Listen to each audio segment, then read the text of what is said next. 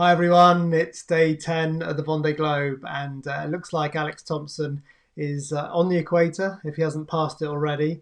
First to the equator again, similar to what he did 4 years ago with Thomas Ruyant and some of the foilers in hot pursuit. The doldrums at the moment has been pretty painless for the lead group, but when we have a look at the forecast in a sec, we might see that's about to change. Quick look at the tracker, and this was the point yesterday lunchtime, and you can see the fleets, sort of fairly comfortably in the trade, just coming up to the start of the doldrums.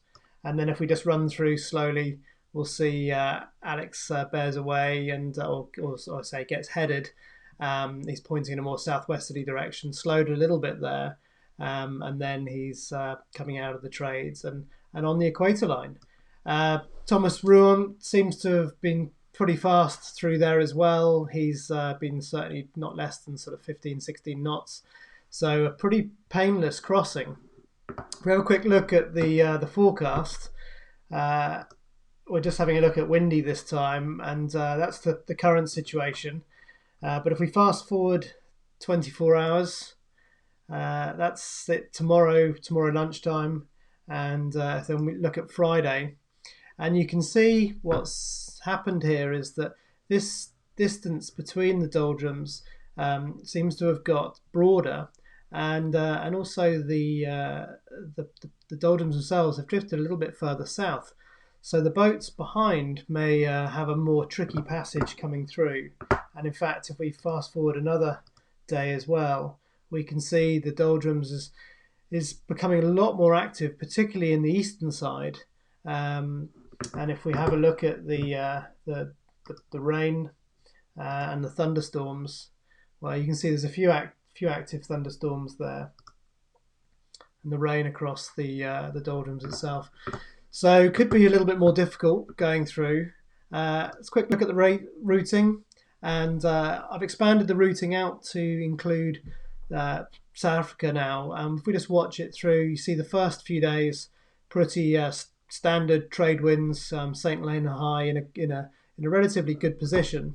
But actually, as we start to get further down the South Atlantic, if we just stop it here, it's starting to get a little bit messy. And in fact, the routing is likes this sort of route directly across the St. Helena high.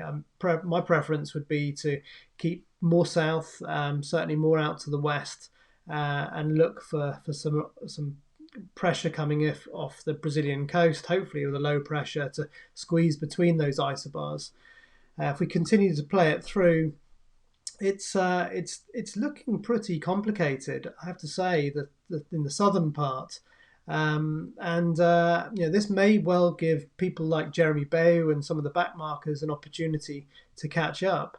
At this point here, this is a week or so away, but you can see the whole sort of area across the St. Helena High and around the outside is still looking pretty messy and not really an obvious route through all that.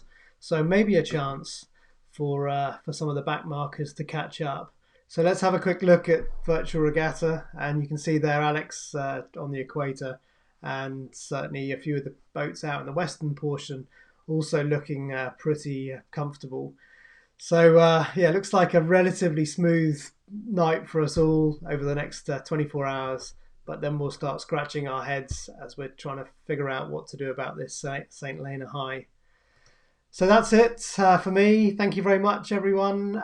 Tune in tomorrow to catch Mervyn Owen from Owen Clark, designer of Kingfisher, and of course the designer for several of Mike Golding's entries. In fact, all of Mike Golding's entries, bar the Pheno boat that I took around the world.